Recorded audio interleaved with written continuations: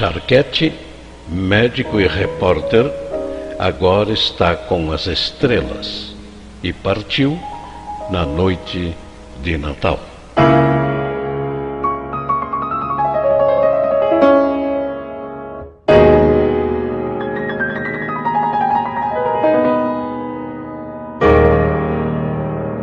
Artigo de Aramis Milarchi, originalmente publicado em 25 de dezembro de 1985.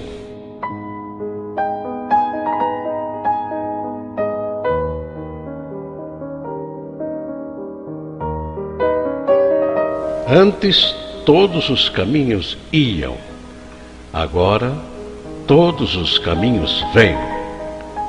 A casa é acolhedora, os livros poucos, e eu mesmo preparo chá para os fantasmas. Envelhecer, Mário Quintana.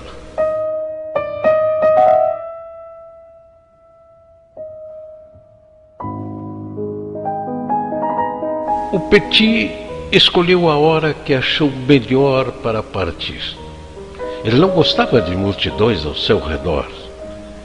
Na quente madrugada de Natal, entre os sons de grilos e o perfume das flores, no cemitério Parque Iguaçu, o comentário de Guy Fernando Mourão, 38 anos, emociona os poucos amigos ali presentes naquele momento. Petit, a forma carinhosa e familiar com que Percival Charquete, médico, jornalista e, sobretudo, notável ser humano, era chamado por seus parentes, havia morrido ao entardecer deste Natal no Hospital São Vicente, onde esteve internado há mais de 2 semanas. Charquete, imagem de 2 raças em extinção neste nosso mundo. O médico humanitário, humilde e pobre, corporificação perfeita dos melhores personagens do inglês A.J. Cronin. E o repórter de uma época pobre, mas risonha, franca, sincera e, sobretudo, honesta, da imprensa paranaense. Percival Charquete se pode dizer tudo de audacioso e de grandioso da época de ouro do jornalismo paranaense. Luiz Geraldo Maza. Ele ganhou o Prêmio ESSO e ganhou o Prêmio ESSO fazendo um trabalho documental de primeiríssima ordem, né, sobre os nossos exploradores do Rio Timagi, aqueles que andavam atrás de diamantes. E ele usa um linguajar, né, muito parecido com o do romancista brasileiro de Grande Sertão Veredas, porque ele tenta incorporar a linguagem dessas pessoas, né, toda a sua sintaxe, né, apropriada, né, e isso é surpreendente como efeito também literário, né, que não era o propósito dele, porque ele era, sobretudo, um repórter. Era uma figura quixotesca. Consta que teria, inclusive, sofrido uma advertência ética, porque na condição de médico do DNR, ele atendeu um cachorro que foi atropelado na estrada. É mais ou menos uma situação chapliniana, mas que dá, de certa forma, a medida da grande figura humana e de um tipo de comportamento hoje não encontradiço nas redações de jornais. Até porque eram pessoas desapegadas de qualquer sentido material.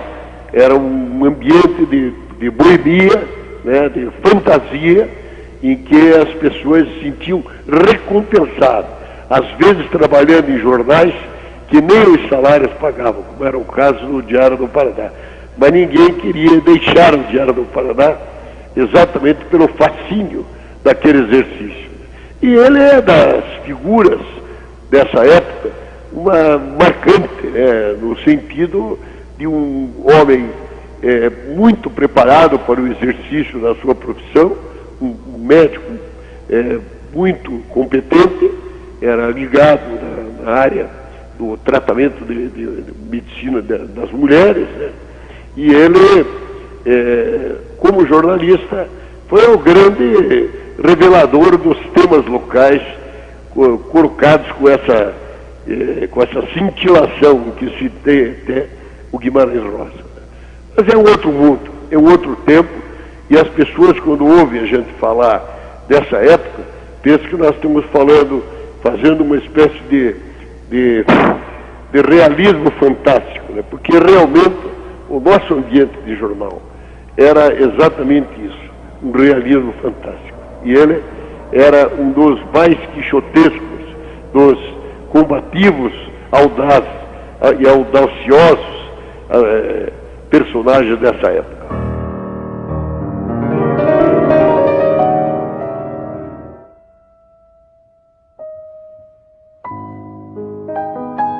Acima de tudo, o homem e o amigo que deixou em cada uma das pessoas que com ele tiveram a felicidade de conviver, lembranças de uma pessoa dotada de méritos extraordinários.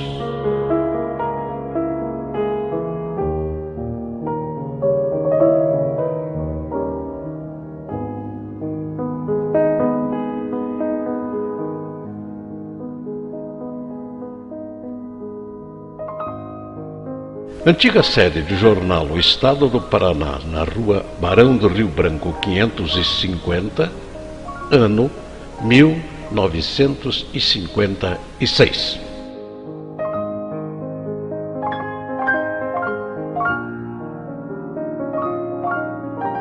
Ao chegar para o trabalho à noite, na época as redações funcionavam madrugada adentro, Charquete surpreendeu-se com as luzes apagadas.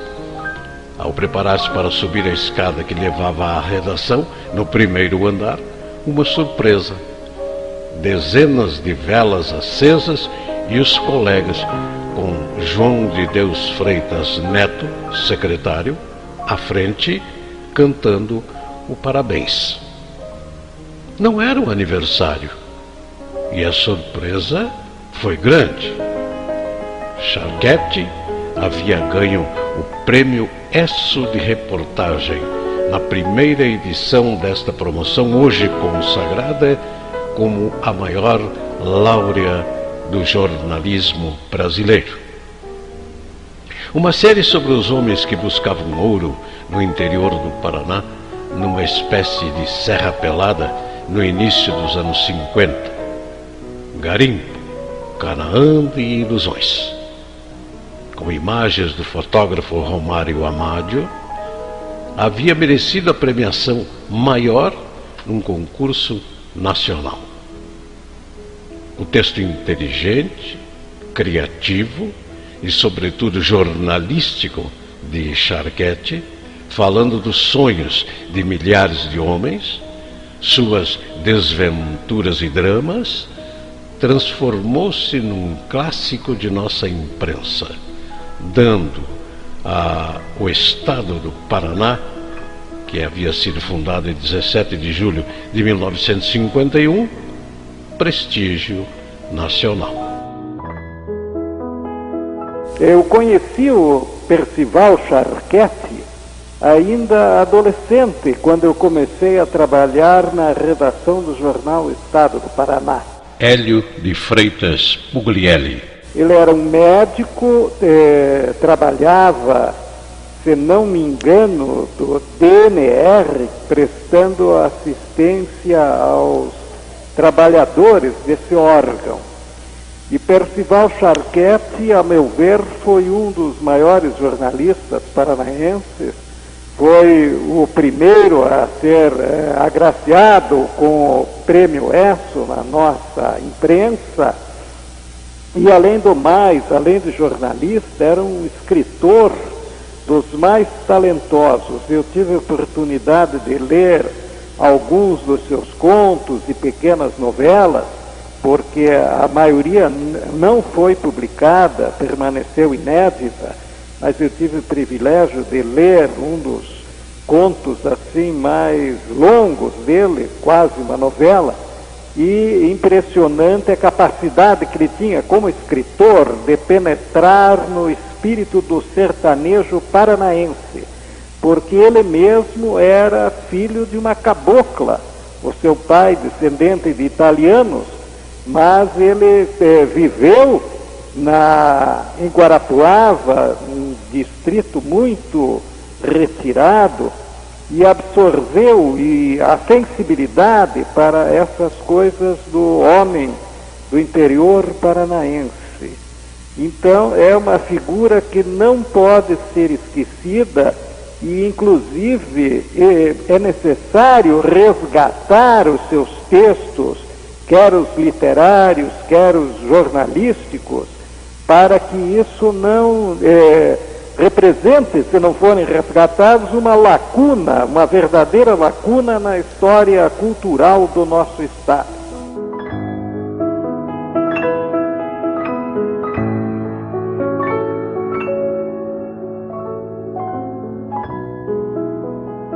Charquete esteve presente pelo menos durante os primeiros 13 anos do Estado do Paraná na cobertura dos mais importantes fatos ocorridos no Paraná.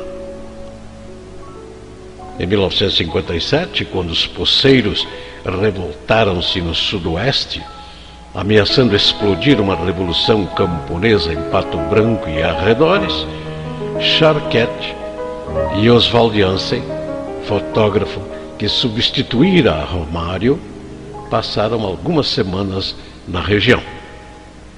Jansen, hoje com 62 anos, aposentado, excelente fotógrafo, trouxe centenas de imagens, algumas das quais foram publicadas pela imprensa nacional e até mesmo na Life, então a grande revista americana de atualidades. Charquete, durante todo o tempo, havia convivido com poceiros, jagunços e militares, bebendo com eles nos botequins da região, atravessando madrugadas, mas sem fazer uma única anotação. Oswaldo até preocupou-se nesta falta de anotações. Mas bastou Charquete chegar à redação, sentar-se de frente a uma velha Hamilton para fazer desaguar laudas e laudas com o melhor material jornalístico que, mais uma vez, dava ao Estado do Paraná a primazia de oferecer uma cobertura extraordinária de um dos fatos marcantes da vida do Paraná. Aliás, até hoje pouco estudado e que tem, justamente naqueles textos jornalísticos, material de referência. Charquete sem lágrimas. O Percival Charquete, que seus amigos, e eles são muitos, espalhados em tantos círculos, preferem lembrar, é o do homem marcante em sua simplicidade. Um homem que nunca se preocupou em comprar roupas ou mandar lustrar os seus sapatos. Ao contrário, a simplicidade com que Charquete se trajava, desleixo para muitos que não o conheciam em sua dimensão, lhe dava um ar de andarilho ou filósofo hippie, mesclado a um rosto que, após ter deixado crescer o cavanhaque branco, lembrava levemente a figura revolucionária, mas também poética de Ho Chi Minh. Este Charquete, despreocupado com as coisas materiais, que jamais cobrou uma consulta médica, ao contrário, inúmeras e inúmeras vezes dava os últimos cruzeiros que carregava para os pobres adquirirem os remédios necessários. Foi durante 40 anos um exemplo de médico idealista, a ponto de, quando Hélio Teixeira, hoje chefe da sucursal da Veja no Rio, então na sucursal de Curitiba, elaborou uma matéria sobre os últimos médicos humanitários do Brasil, ter focalizado este, que durante toda a sua longa vida profissional dividiu-se entre trabalhos em vários hospitais de Curitiba e especialmente na cooperativa dos rodoviários do 9º Distrito do DNR, atendendo os mais humildes servidores de localidades distantes e esquecidas: Areia Branca, Tunas, Pedra Preta e Adrianópolis, ao longo da antiga Estrada da Ribeira, numa das regiões mais pobres do estado.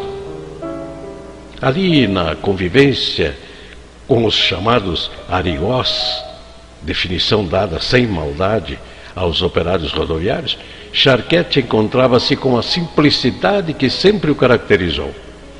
Ele mesmo, que sempre teve orgulho de suas origens caboclas, canceriano do dia 22 de julho de 1917 de Cerro Azul, embora em alguns documentos conste como natural do Rio Branco do Sul. Este Charquete, que fazendo as cansativas e longas viagens pela Estrada da Ribeira, atendendo a milhares de pessoas que o tinham como único protetor em termos de saúde, era o mesmo que, ao chegar à noite, na redação de O Estado, e sem demonstrar jamais cansaço ou má vontade, dividia-se entre textos e o atendimento a colegas de imprensa que, quando tinham problemas de saúde, sempre o procuravam. O homem 7 à noite. Como muitos de sua geração, o hoje bacharel João Batista Matias, 43 anos, delegado de segunda classe, lotado na Delegacia de Crimes contra a Fazenda, recorda que não era fácil, mesmo aos 18 anos, ter a disposição física que Charquete mostrava aos 40.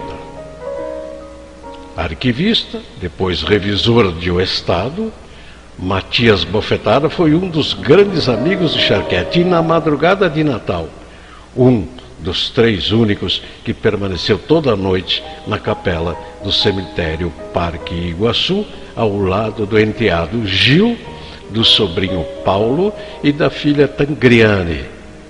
Matias recordava o Charquete sem lágrimas.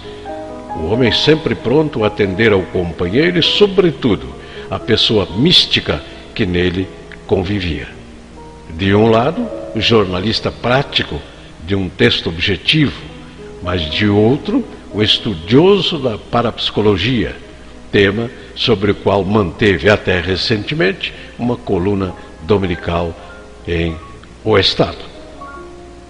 Pesquisador dos fenômenos paranormais, Charquete era uma espécie de caçador de fantasmas, como lembra seu enteado Gil. Há 20 anos, para um concurso de reportagens patrocinado pela Prefeitura de Curitiba, no qual acabamos obtendo o primeiro lugar com a série sobre os cinemas em Curitiba, Charquete fez pesquisas sobre os fantasmas de Curitiba, reunindo histórias de todos os fatos fantásticos que viviam na imaginação e no folclore da cidade. Mais uma, entre tantas outras reportagens que mereciam uma cuidadosa edição em forma de livro. Livro este que poderia também revelar muitas dezenas de textos originais, entre contos, novelas e mesmo poesia, que Charquete fazia e, em sua forma displicente, deixava inéditos. Alguns, salvos pela família, estão num pacote de anotações que merecem atenção cuidadosa. Um Charquete boêmio, companheiro de longas e etílicas juvenis madrugadas de uma geração da imprensa que aos poucos se vai, como seu maior amigo Sid Zimmerman, por tantos anos, o médico das velhas oficinas de O Estado, seu irmão Mozart, ambos já falecidos. 100 gramas, Domingos Faria, o magro e lépido repórter policial da Curitiba dos anos 50, nos quais Raffles e meio quilo completavam a tríade de repórteres atuantes do setor policial, área que Charquete também convivia, mais por solidariedade na madrugada, já que humanista e homem sensível, se chocava muitas vezes com a violência. Sim, cada um dos amigos de Charquete, sejam da área médica, sejam os que por ele de alguma forma foram atendidos, e especialmente os da imprensa daquela geração que com ele iniciaram nos anos 40, no antigo O Dia, Samuel Guimarães da Costa e Freitas Neto, ou mesmo os mais jovens que conheceram em O Estado, do qual foi um dos fundadores.